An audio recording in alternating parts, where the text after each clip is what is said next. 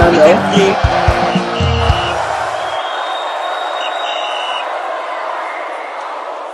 Hello guys, beautiful morning to you and welcome to the channel Final Whistle, the channel that keeps you fresh and informed concerning sport-like related stories. From fans reaction to pre and post-match analysis and of course in-depth match analysis. Hey Baba, always nice to have you on set. It's a pleasure. And I'm your host Official Ola. Be kind enough to be part of this big family on all social media platforms on Facebook, X, Instagram and of course our YouTube page at Final Whistle 931. Make sure you subscribe to the channel Final Whistle. And make sure you share our videos and drop your comment in the comment section. Trust me, your comments will go a long way in order for us to improve our production. Anyway, a lot of social media uproar since the late hours of yesterday, or let me say since the early hours of yesterday, or the manner or how the Super Eagles qualified ahead of teams that had notable points than us. I think people did not get the explanation of all these best second positions, and they're crying, not fair, not fair, not fair. That in a game that we tempt you to be fair play, and everything is as if they have turned us to the new FIFA children as it stands now, because everybody is just settled on Nigeria, most especially because of the points we actually pick and the situation surrounding how we managed to qualify ahead of people, ahead of countries that accumulated 21, 22, 23 points. I don't know, I've done this explanation over and over again, but some fans don't still get this explanation because Burkina Faso in focus. Burkina Faso team, in team in focus, and the captain, we saw him come outside to say he does not just get it, he does just not understand the process. No, we've talked about it several times. I think if he has anything that is confusing, let him challenge his energy towards the Court of Arbitration of Sport. Yeah, I think you're the best position to explain. It's not even CAF's fault, it's not FIFA's fault. It is designed there. The law has been there before now. And then I think most importantly, the reason why it all happened was because of Eritrea's pulling out. And we've talked about this even before now. Yeah. Because now it is not fair if a particular group plays 6 teams. I think consists of 6 teams, and then they just played 5 matches. Yeah, 5 matches. They are reduced to 5 teams. Which actually, instead of playing 10 games, they have to play 8 games. And then every other team has to play 10. So now the law has been there before. That means you'll have to take out points that you gathered against the bottom place, because it is ironically confirmed that team that is not competitive. That team that is referred to as the bottom team in that group. Yes, I get the point. Because whether I like it or not, the other teams that pick points were just picking 3 points over them. So we are just looking at it like technically Eritrea is in that group that Morocco is. So they finished last. So it now makes sense for you to say, since they did not compete, then you now remove points from every other bottom place team. So the law has been it's self-explanatory. Yeah. So I understand where it's coming from, but I think even though be peer pressure or fake life, waiting concern Burkina Faso World Cup, but it is what it is. I think the law has been there before now. There was a start from us. It is not from even in I think against Angola. It was just an away goal rule that ruled us out of going to the World Cup. Yeah. Again, I think that was Germany or Qatar 2022. We start onto World Cup because of some stringent rules like that. So Nigeria will not be forced. We've also had our own fair share of when the law went against us. I felt like it was not fair enough. Yeah. But it is not our fault. Yeah. Going forward, I think CAF has to improve on how they actually make teams that do not want to participate in World Cup qualifier. If you know that Eritrea is not valid enough, if you know that teams that do not have FIFA accredited stadium is not valid enough, don't put them in the qualifier so that they don't come and start creating problems like this. Let every team evenly contest.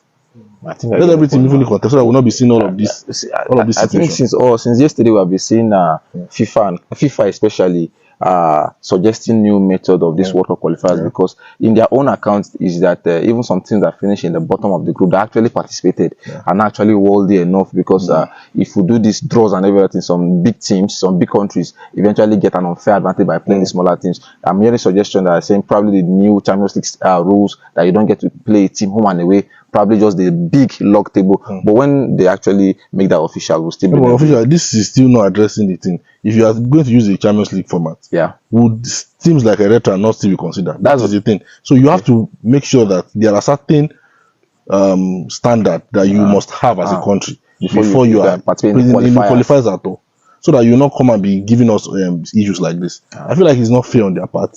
You understand? Because now officially this is what it means technically.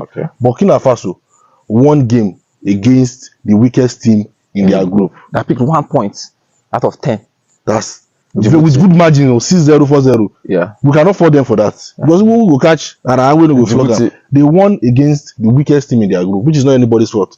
Now we draw against the weakest team in our group, and we won against the strongest team in our group. Now they lost against the strongest team in their group, and they won against the weakest team in their group, which now became a problem for them. And if you look at this side, it doesn't make sense. Because are you saying they don't have the right to beat the weakest team? It's whoever you can beat, you beat now. But if you look at the accumulated points, I think 21, yeah, which is good enough. Which is good with about 15 goals margin.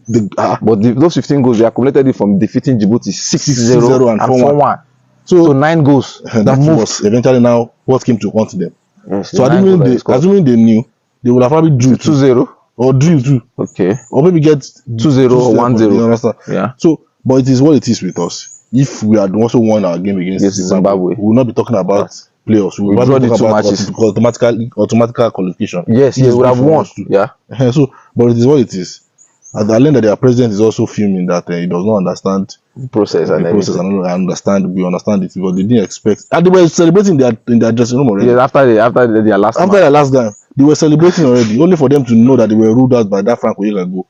You understand? Yes. If you had not scored that first goal, that goal was, we will not be talking, because it was just 1 goal difference. Yeah, yes, it was 1 goal difference. If you have been following production, we'll be talking about goals. How you might be down to goals at the end. Yes. You understand? That's why we're filming when we saw that 2-1.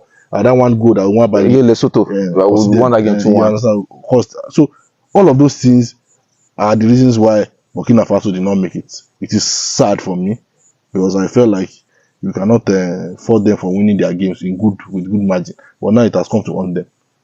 Because the rule is the rule. It has worked against us before. It has worked against other teams. It just take it to the chin. Against Angola, did not allow us to go to the World Cup. We missed out on 2 World Cup. The one that happened in Abuja the last time, I think we did. Yes, it was goal difference. It was 1-1. We didn't lose that match. We didn't lose that match. That was why we didn't go to Qatar now against Ghana.